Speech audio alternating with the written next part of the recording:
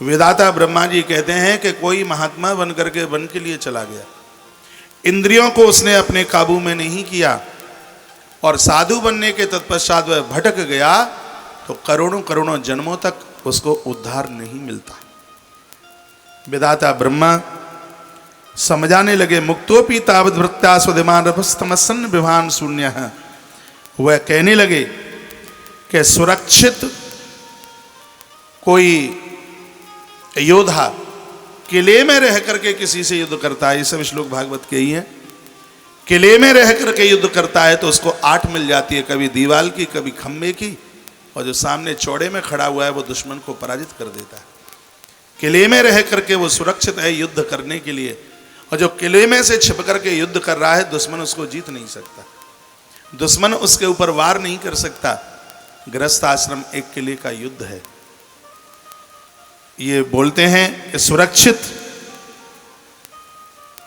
किले में रहता हुआ राजा शत्रुओं को जीत लेता है, फिर उसके तत्पश्चात वो चाहे जहां विचरण करे, जब शत्रु उसके परास्त हो जाते हैं। व्यक्ति को भी चाहिए कि पहले 50 वर्ष तक गृहस्थ आश्रम को भोगे। वेदाता ब्रह्मा जी कह रहे हैं इंद्रियां शिथिल हो जाएं, बच्चे बराबर के हो गए हैं, पत्नी को बच्चों के ऊपर छोड़कर, उनके कंधों के भार के ऊपर छोड़ करके फिर वह धीमे धीमे गृहस्थ से बाहर निकलता हुआ अपनी इंद्रियों को जीतता हुआ और फिर वो भगवत आराधना करता हुआ पुत्र वह मोक्ष को प्राप्त होता है। उसका जीवन बिगड़ता नहीं है। नहीं तो मैंने देखा है कि बहुत जन, ब्रह्मा जी कहते हैं, साधु बनने के तत्पश्चात लोलुप उनकी इंद्रियां बिगड़ जाती हैं और उनकी दुर्गति हो जाती है। और जो परिवार से गृहस्थ आश्रम से निकलता हुआ और फिर अपनी इंद्रियों को जीतता हुआ बाहर विचरण करता है तो फिर संसार उसका क्या बिगाड़ेगा। इसलिए भगवान पे मनुना यथा वटुकत स्फुताचिता प्रियव्रत नारदेव, ये अपने गुरु नारद को पूछ ले। तुम्हारे दादाजी श्री मनुजी महाराज, तुम्हारे पिताजी श्री मनुजी महाराज, उन्होंने भी तो ऐसा ही किया है। इस प्रकार से वो समझाने लगे। मनो नारद आज्ञा तो राज्य विवश भोगाच्छा उपरिक्षित हो, पहले तुम इस राज्य का भोग करो, उसके तत्पश्चात भगवत चरणयो निवेश मही ससामह, उसके बाद परमात्मा के चरणों का सहारा लेकर के और फिर तुम भगवत आराधना भगवत भजन करना। वेदाता ब्रह्मा जी की बात उनकी समझ में आ गई। वेदाता ब्रह्मा जी अति प्रसन्न हो गए। ये बात ये यहीं घूम रही है, साधु बनना बहुत अच्छा है। बहुत बढ़िया ग्रंथों में लिखा है कि जिस परिवार से कोई महात्मा बना है वो 73 पीढ़ियों को तार देता है। 73 पीढ़ियों को पद्म पुराण में वर्णन है, इसका जिक्र किया है।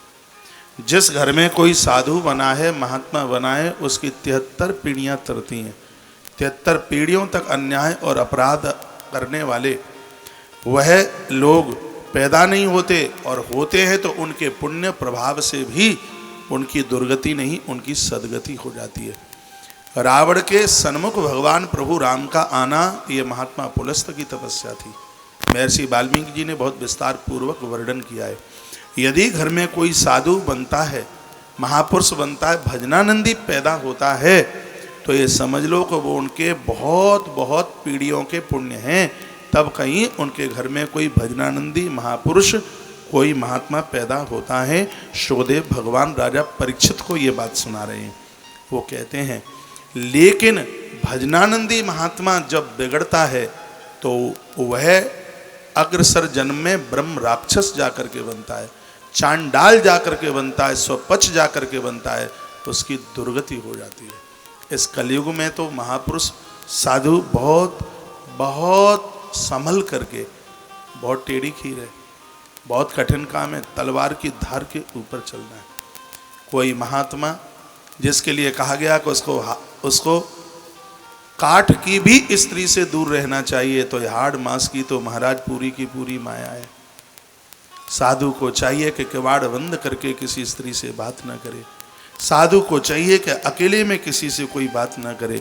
जिसको अपना आत्म उद्धार आत्म कल्याण चाहना है, ग्रंथ में लिखा है कि बिच्छू और सर्प के डंसन से व्यक्ति बच सकता है, लेकिन नारी की फुंकार से वो बच नहीं पाएगा, उसको खत्म होना पड़ेगा।